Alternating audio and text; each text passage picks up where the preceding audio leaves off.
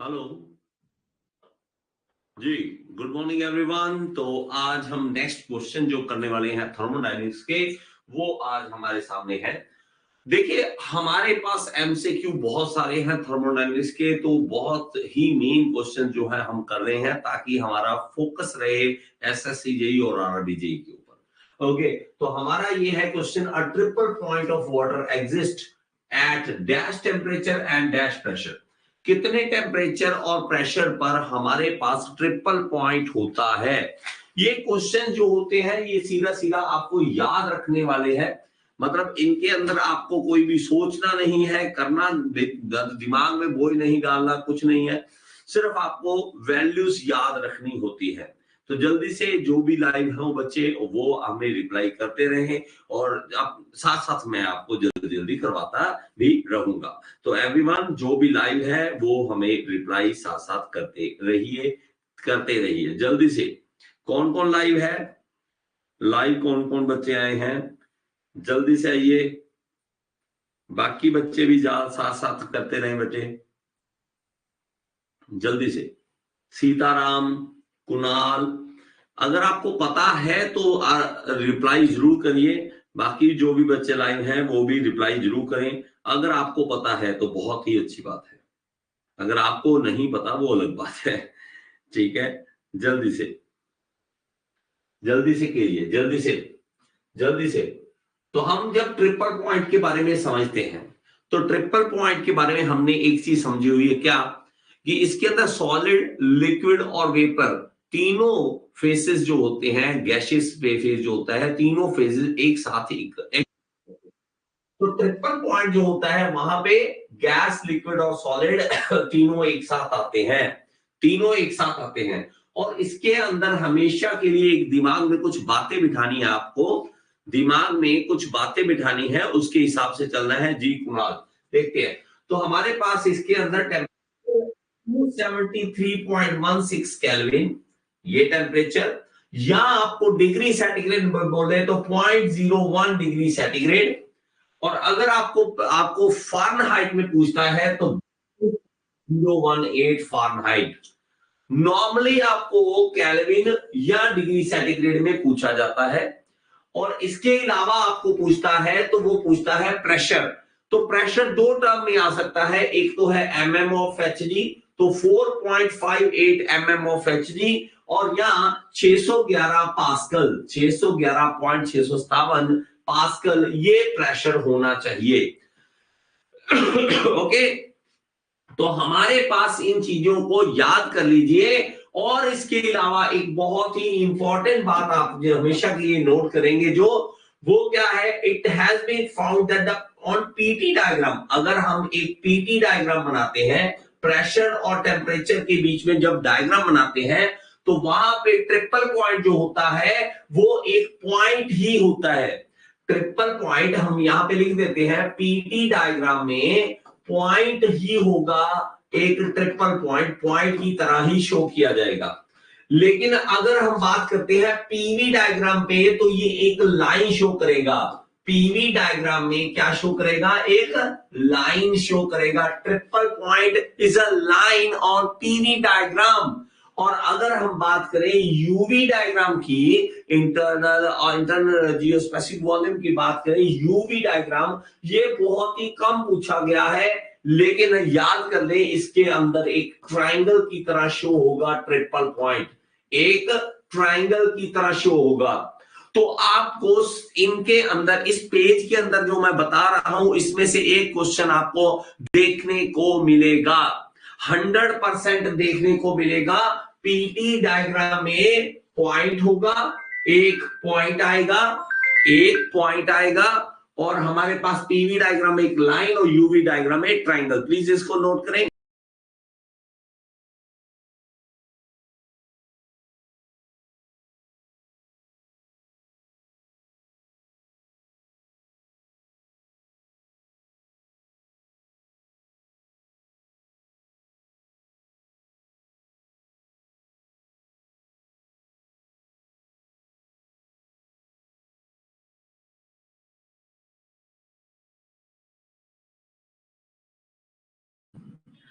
Okay, तो आगे हमारे पास यहां पर ये जो लाइन जो मैं आपको लिखवा रहा हूं 100% आपको देखने को मिलेगा। टेम्परेचर को याद कर लीजिए, इसके अलावा प्रेशर को याद कर लीजिए 4.58 mm ऑफ HG और 611 पास्कल, इसको याद कर लीजिए। इसके अंदर से आपको क्वेश्चन देखने को मिलेगा ही मिलेगा। Okay, calculate the dryness fraction of steam which has 1.5 kilogram of water in suspension with 50 kilogram of steam.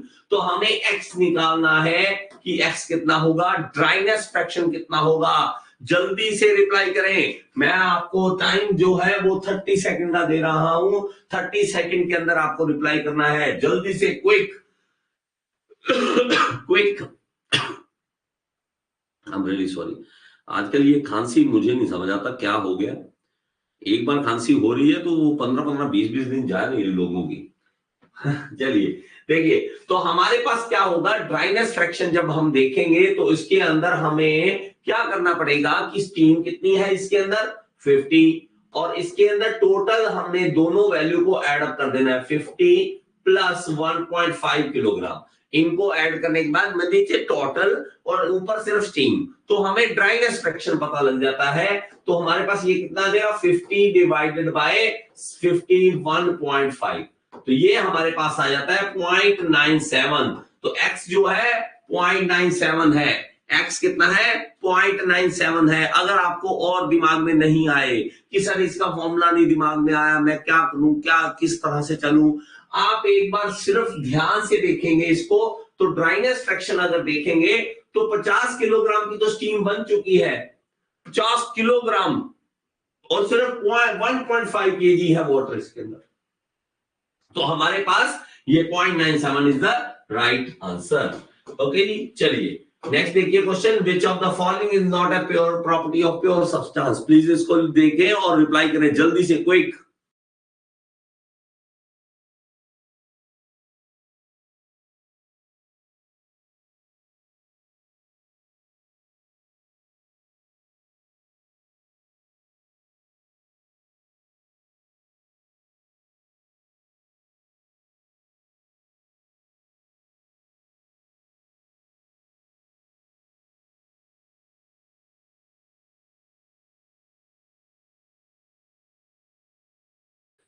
जल्दी से, तो ये प्योर सब्सटेंस जो है इसके अंदर क्या प्रॉपर्टी नहीं है, heterogeneous in chemical aggregation, homogeneous in chemical aggregation, या होमोजीनियस इन कंपोजिशन, या इनवेरिएबल इन केमिकल एग्रीगेशन। तो हमारे पास इसके अंदर याद रखें, जो प्योर सब्सटेंस होता है वो हमारे पास होमोजीनियस होता है, ना कि हेट्रोजीनियस होता है। देखिए केमिकल कॉम्पोजिशन उसकी बहुत ही अच्छी तरह से जब बना हो, सब जगह पे केमिकल कॉम्पोजिशन प्रॉपर आ रही हो, होमोजीनियस मिक्सचर हो, ये हमारे पास प्योर सब्सटेंस की क्वालिटी है, लेकिन हेट्रोजीनियस नहीं है। So A is the right answer, क्योंकि नॉट पूछा है। सो हमारे पास heterogeneous in chemical aggregation, A is the right answer. Okay, pure substance एक बार देख लीजिए इसके अंदर क्या क्या होना चाहिए हमारे पास। तो pure substance is the one that is uniform and invariable in chemical composition. A pure substance can exist in more than one phase, but its chemical composition must be same in each phase. Phase अलग अलग हो सकते हैं लेकिन उसकी chemical composition वही की वही होनी चाहिए। जैसे कि अगर मैं कहूं तो H2O, चाहे पानी आप वाटर करो, चाहे आपके पास वो आइस हो, वाकई फेज अलग है लेकिन केमिकल कॉम्पोजिशन तो वही है। तो वो हमारे पास प्योर सब्सटेंस के इस तरह से होता है, liquid water and water vapour from A system with two phase. अगर हमारे पास एक तरफ स्टीम है, वाटर है, दो एक साथ है, तो भी उसकी केमिकल कॉम्पोजिशन तो वही रहने वाली है, वो चेंज नहीं होने वाली है। बाकी आप इस पीडीएफ में आप बहुत सारी डिटेल पढ़ लेंगे, वो आपको ऐप के अंदर सारी डिटेल मिल जाएगी। Okay, for a pure substance at its triple point, the number of degree of freedom is, मैंने इसके बारे में पूरा आपको बताया था जब हमने इसके बारे में देखा था कि डिग्री ऑफ फ्रीडम जब हम निकालने की कोशिश कर रहे थे, उसके अंदर ट्रिपल पॉइंट के लिए number of degree of freedom निकाला था, वो कितना निकला था 0। डिग्री ऑफ फ्रीडम कितना निकला था ट्रिपल पॉइंट पर, याद रखें किस पे, ट्रिपल पॉइंट पे, तो हमारे पास कितना था वो 0 था, 0 था। 0 था। हम क्या करते हैं कि फेज देखते हैं, नंबर ऑफ फेजेस कितने हैं उसके, हमारे पास डिग्री ऑफ फ्रीडम कितना आएगा, तो उसके अंदर ट्रिपल पॉइंट के लिए याद रखें ये कितना होता है, 0 होता है, 0 होता है। Which of the following values remains constant for saturated liquid and saturated vapour at constant slope in Mollier diagram. कहता है कि मोलियार डायग्राम में चाहे आपके पास कांस्टेंट मतलब हमारे पास होगा सैचुरेटेड लिक्विड होगा या सैचुरेटेड वेपर होगा, ये एक कांस्टेंट स्लोप बनाए रखता है।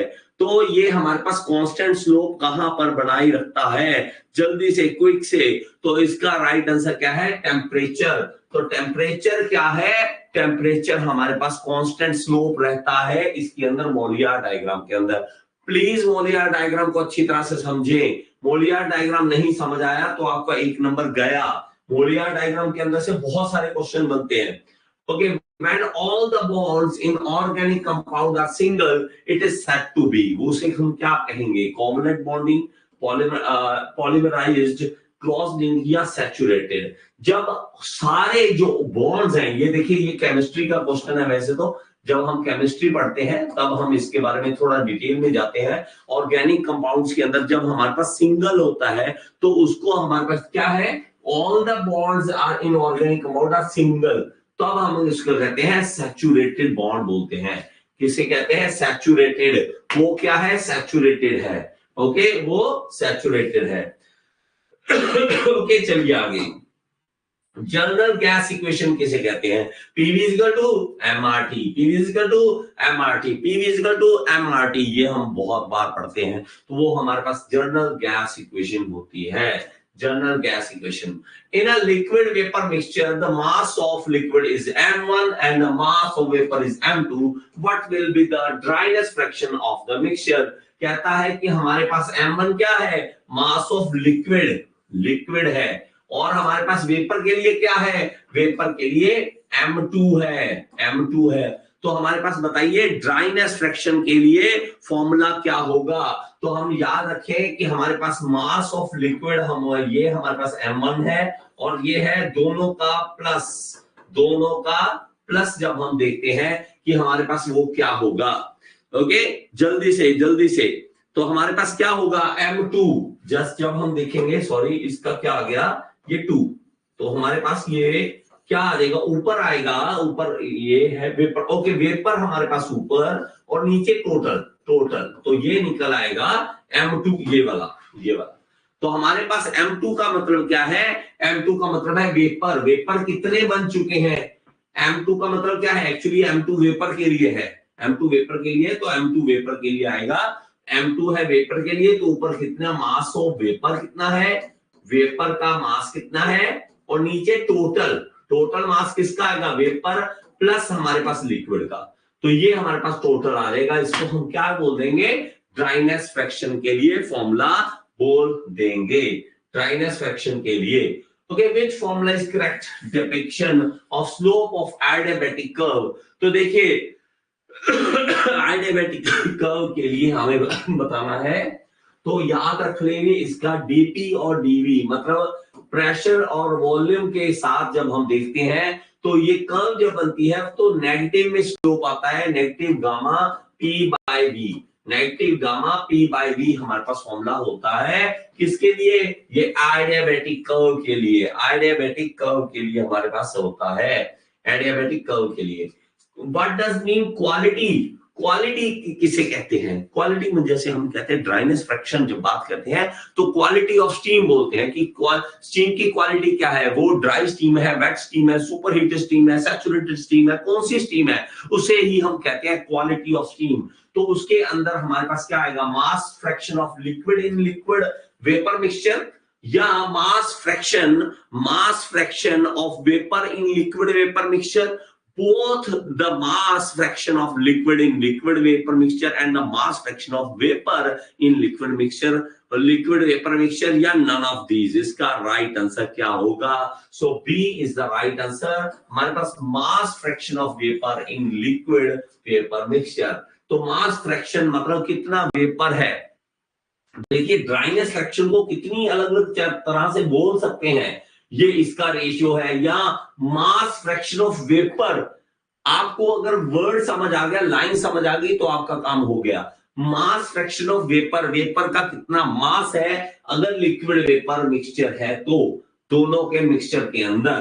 तो हमारे पास ये at triple point of water which of the following is not equal to the zero, कहता है ट्रिपल पॉइंट पर जीरो क्या नहीं होता, तो याद रखें एंथैल्पी जो है वो जीरो नहीं होता हमारे पास ट्रिपल पॉइंट ऑफ वाटर पे, ट्रिपल पॉइंट पे जीरो नहीं होता। देखिए हमारे पास जैसे कि property like internal energy, enthalpy, entropy of system can not be directly measured, they are ये related to change in energy. तो हमारे पास डायरेक्टली हम नहीं निकाल सकते, तो हमारे पास एक फॉर्मूले होते हैं delta U, delta H, delta S निकालने के लिए, ये सब तो के लिए। तो ट्रिपल पॉइंट जो होता है, जो कि 0.01 डिग्री सेंटीग्रेड दिया मैंने आपको बताया, 611 पास्कल दिया मैंने आपको बताया, वो हमारा रेफरेंस पॉइंट है where internal energy and entropy of saturated are zero, जहां पर इंटरनल एनर्जी और एंट्रोपी जीरो हो जाते हैं, लेकिन एंथैल्पी जो होती है वो नॉन जीरो होती है। एंथैल्पी जो होती है वो नॉन जीरो होती है, यहां पर एंथैल्पी जो है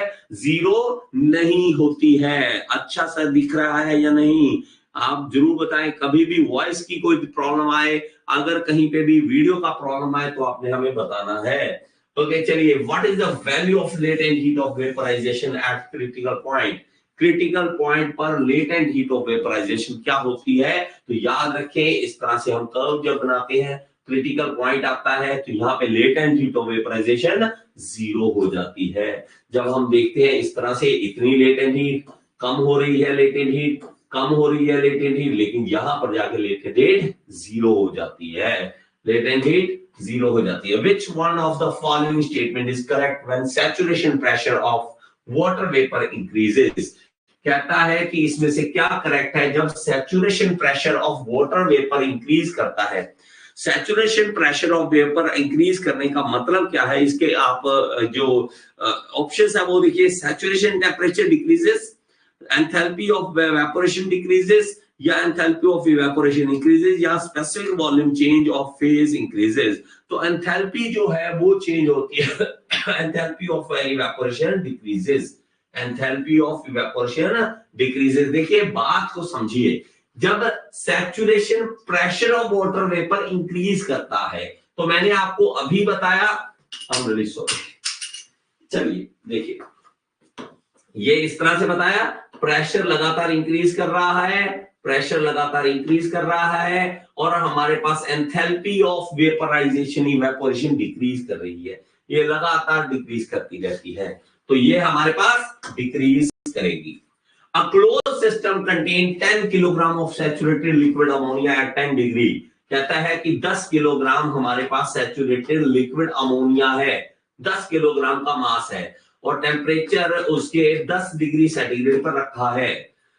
Heat addition required to convert the entire liquid into saturated vapor, कहता है सारे के सारे लिक्विड को सैचुरेटेड वेपर में बदलना है at a constant pressure, constant pressure पर इस वो 16.2 मेगा जूल है, 16.2 मेगा जूल। लेकिन अगर हम इसको किलो जूल में चेंज करें, 16,200 किलो जूल बन जाएगा, किलो जूल बन जाएगा। Okay, if the entropy of saturated liquid is 0.88 kilo joule पर किलोग्राम केल्विन, अगर कहता है एंट्रोपी हमें गिवन है, सैचुरेटेड लिक्विड की हमारे पास एंट्रोपी गिवन है, वो है 0.88 किलो जूल पर किलोग्राम केल्विन, ये हमारे पास है। The entropy of saturated vapour कितनी होगी, सैचुरेटेड वेपर कितनी होगी, just hold on. Okay, question को जल्दी करिए, जल्दी से आप भी करिए।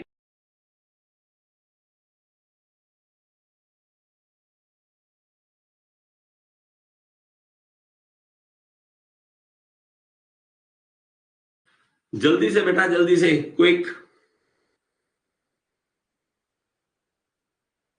क्विक से कीजिए, जल्दी से, 1 मिनट है आपके पास।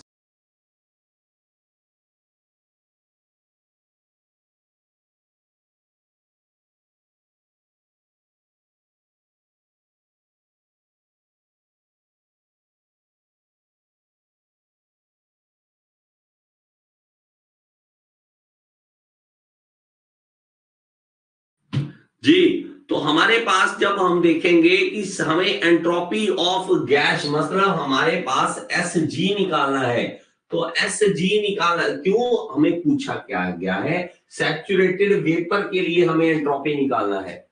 ओके, हमें दिया क्या गया है, दिया ये है कि हमें एस एफ गिवन है, एस एफ गिवन है, एस एफ गिवन है जो है 0.88 किलो जूल पर किलोग्राम केल्विन, ये हमारे पास गिवन है। ओके, तो हमें कांस्टेंट प्रेशर पर हमें जो टोटल एनर्जी लग रही है वो 16.2 मेगा जूल हमारे पास दे रखी है, ये हमारे पास गिवन है। टेम्परेचर हमारे पास गिवन है, तो हमें एस जी पूछा गया है। एस जी का मतलब क्या है कि गैस, मतलब वेपर जब पूरा का पूरा वेपर बन जाएगा तो हमारे पास बताइए कि हमें एस जी कितना निकालेगा। अगर आप कर सकते हैं तो बेटा बहुत अच्छी बात है, अगर आप इस तरह के क्वेश्चन को कर सकते हैं तो बहुत ही अच्छी बात है। जस्ट एक 30 सेकंड और, उसके बाद आप नहीं आगे नहीं जा सकते हैं, जल्दी से करिए। अगर आप कर सकते हैं तो बहुत ही अच्छी बात है, जल्दी से एनीवन जो भी कर सकता है बहुत अच्छी बात है।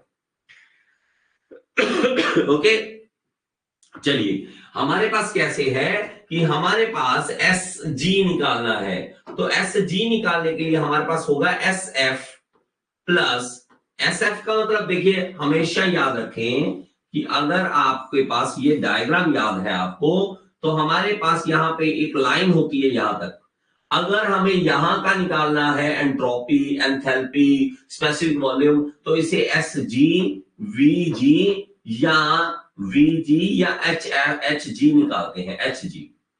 वो निकालने के लिए हमें यहां का एस एफ, वी एफ या एच एफ, पहले ये हमारे पास गिवन है, बस हमें ये पता होना चाहिए यहां का एंट्रोपी ये वाला, तो हमें ये प्लस ये वाला प्लस करना है।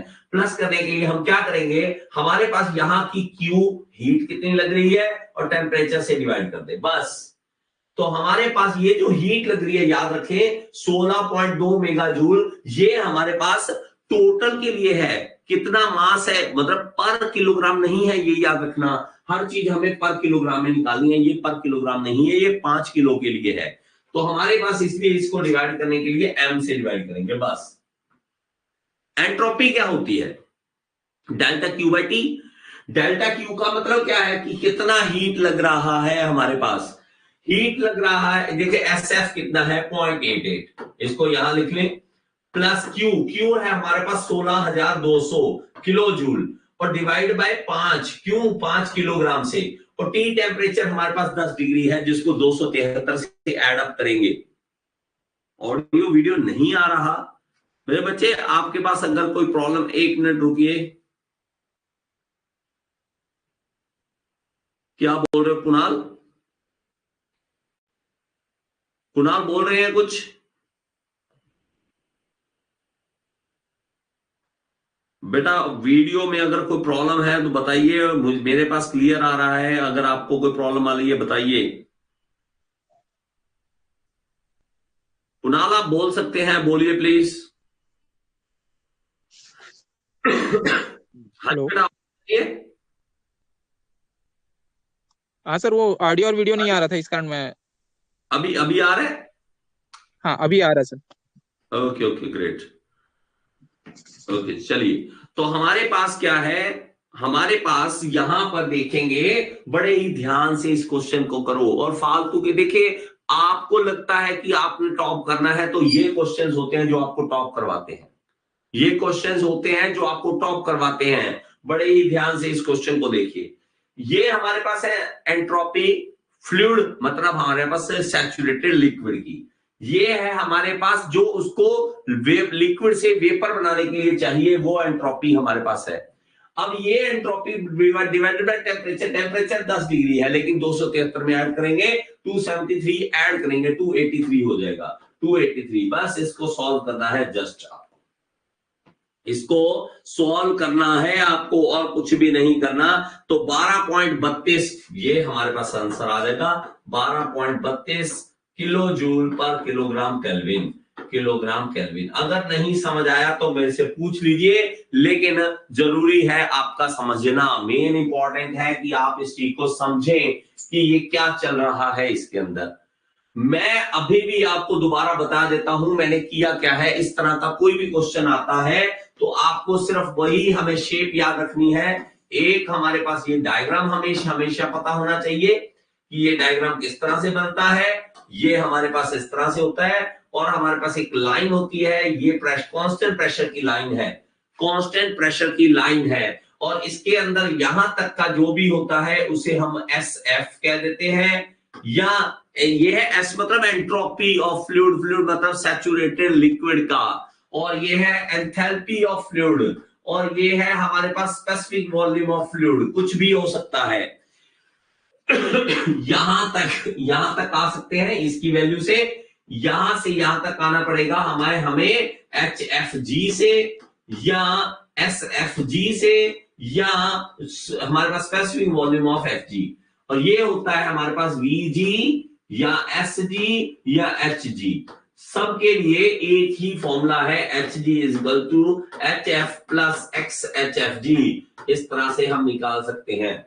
ओके, इस तरह से निकाल सकते हैं। हमारे पास एंट्रोपी की भी बात करेंगे तो एंट्रोपी भी हमारे पास S F plus X S S F G, X S F G, इस तरह से भी निकाल सकते हैं। लेकिन हमें अगर एंट्रोपी दी नहीं, हमें वहां पे हीट दे रखी है तो हम निकाल सकते हैं हीट के मतलब तरीके से, हीट के तरीके से हमें निकालना पड़ेगा प्लस करके। हमारे पास यहाँ पर मतलब हमारे पास हीट कितनी है और टेम्परेचर कितना है, तब हमारे पास भी निकाला जा सकता है, तब हमारे पास भी ये फॉर्मूले से निकाला जा सकता है।